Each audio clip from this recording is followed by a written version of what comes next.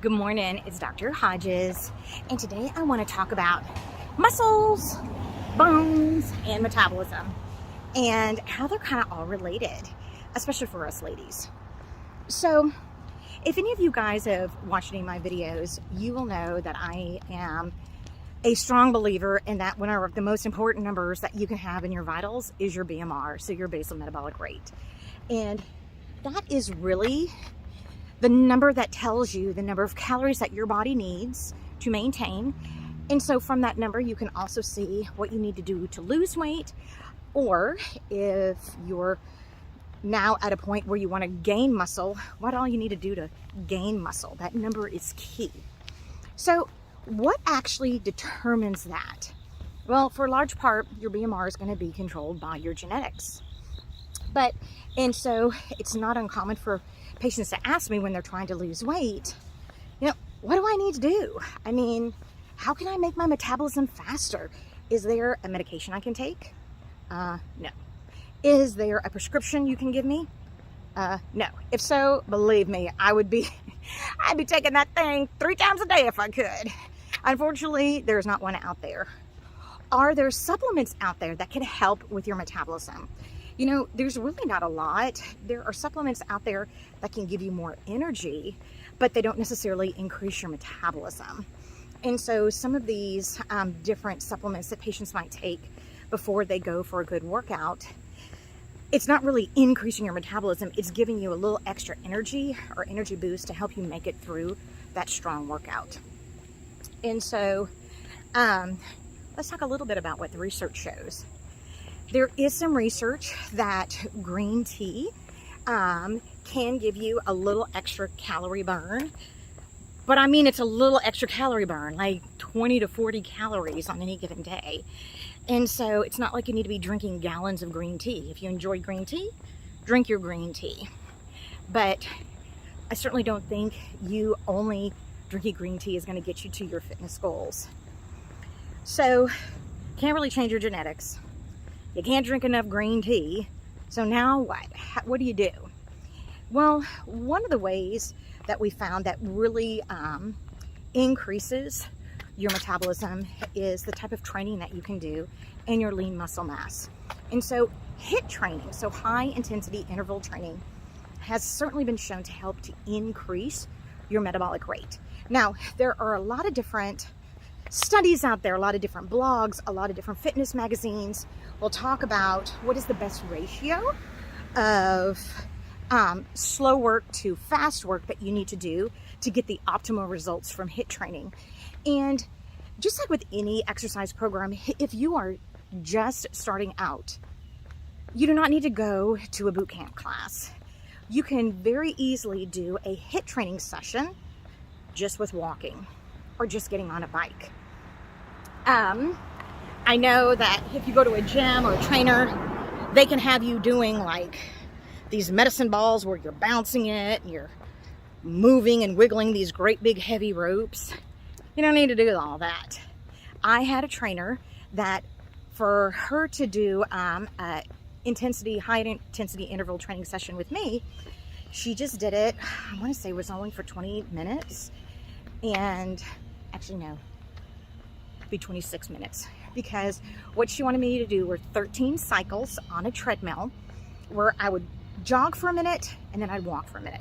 Jog for a minute and then walk for a minute. And because she was trying to get my heart rate up. And so those two things are what are key. It's not necessarily, are you going to be completely out of breath, but it's, are you going to be getting your heart rate to a high enough range where it's putting you into an aerobic cardiovascular heart rate range. For me, that's about 40 to 50 beats a minute. Now, so what I would do, I found that if I was on the treadmill, my little legs are short, and so it was kind of hard for me to speed up and slow down the treadmill in enough time so I could do a full minute of each. So I just began to adjust the incline. I kept the rate the same, but I changed the incline. And just by changing the incline, that got my heart rate up where it needed to be. And I got the same results. So Sometimes it's making little adjustments like that. But I mean, you don't have to have a fitness membership. I mean, I am literally going out for a walk today, and I think for the last 10 minutes, and so for like the last half mile, because yes, it takes me that long to go a mile, I'm probably going to walk for a minute and then jog for a minute and then walk for a minute. Woo! That Tesla almost ran me over. Walk for a minute. See, there it goes. Walk for a minute and then jog for a minute. So it doesn't have to be rocket science. So HIIT training certainly can help to increase your metabolic rate. It's probably going to be something that you would need to be doing 2 to 3 times a week, probably for about like 4 to 6 weeks before you're really going to start to see results. This is not something that happens overnight. But guess what? Your current fitness level and weight did not happen overnight, and that's okay. It's just getting out there and trying to do it and trying to start. So HIIT training certainly is something that can help boost your metabolic rate. And I think other than just HIIT training, I think your lean muscle mass, that's particularly why men are able to lose weight quicker than women. However, if they're doing the same program, they might lose the same percentage of weight, but it's just that it happens quicker in men just because they have more lean muscle mass. That's just how we were made. That's how we were designed. And so, pardon me, I encourage, especially my ladies, maybe try to incorporate some strength training at least twice a week into your weight loss program. If, let's say, you've been dieting and you've been exercising, doing your aerobics, riding your bike, going to spin class, whatever it is, going to yoga, whatever it is, and you're kind of gotten to a plateau, I suspect that if you trade out maybe 1 or 2 of those days of aerobic exercise with strength training, or just add about 3 to 5 exercises of strength training on your aerobic day, you're going to break out of that plateau. And you know, strength training is not only going to help to increase your lean muscle mass. And when I'm saying increase your lean muscle mass, I'm not saying you're going from like looking like a string bean to looking like Arnold Schwarzenegger. That is not what I'm talking about. I'm just talking about incorporating any kind of light weights to stress the muscle so that you can have a little bit more muscle mass. Increased lean muscle and strength training does not only help your metabolism, but it also helps your bone health. And that's incredibly important for women. So the studies show that after the age of 32, all of our bone mass that women are going to have kind of begins to develop up until that, and it peaks, and then it's going to begin to deteriorate. And it certainly begins to go down and then really plummet once we become peri and postmenopausal. And so what can you do to help your bone health other than taking a whole bunch of calcium and vitamin D to help you absorb that calcium? You can do strength training. And this is why strength training helps your bones. Have you ever gotten a chicken bone and you look at it and there's like all these little ridges on them? When you're in med school, you have to know the name of every one of those ridges, because those ridges are where different muscles will attach to. And so you also, FYI, need to know the muscle that goes to that ridge, what the nerve is that goes to that muscle, blah, blah, blah. But anyway, that's another talk for another day. So when you do exercise in strength training, your bones are in a constant state of building up and breaking down. When you are strength training, that muscle is pulling on the bone to try to get that bone to move. So your muscle is pulling to get your arm to flex.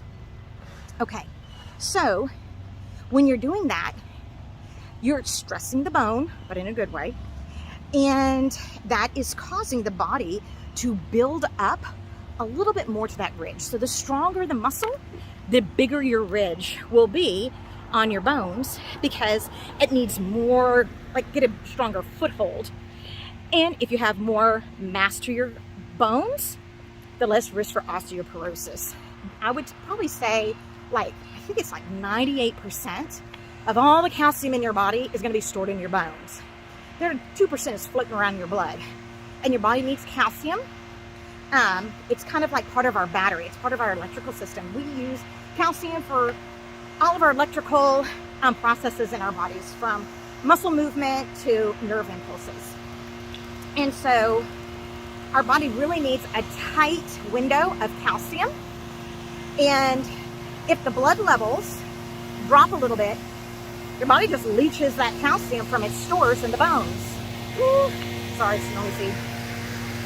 So that's why it's important for you to maintain good bone health, because it just helps your body stay in tip-top fashion. And your bodies are much smarter than we think they are, and it is going to do the things it needs to do to keep things in balance, even if that means robbing from Peter to pay Paul. So what does this mean? BMR is important for weight loss and weight maintenance. What helps to increase your BMR?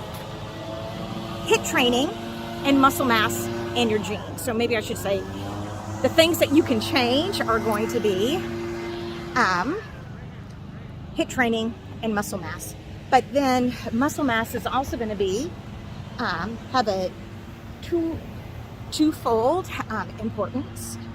It is going to be, come on in, is going to have twofold importance in that it helps with your metabolism and muscle maintenance and movement, but it's also going to help you with your bone health.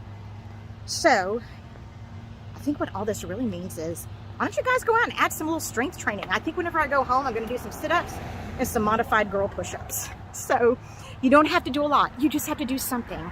You know, I have some patients that will ask me, like, where do I start with exercise? And I'm like, you know what?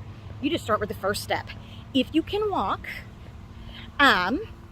just start walking, like literally for 5 minutes. You do not have to go a mile. You don't even have to go a half mile. If your starting point is half a block, then consistently start off with 2 times a week, then go up to 3, just walking half a block. If maybe it's a quarter block, maybe you live in the country and your mailbox is way down the road. I grew up in a small town, so everybody had a really long driveway. Maybe it's you just going down your driveway and coming back to the house. Maybe it's you doing that twice a day as opposed to once a day. And you're going to find the more that you do that on a daily basis, or on a weekly basis rather, the stronger that you'll be, and now the further you can go. So you got to start somewhere.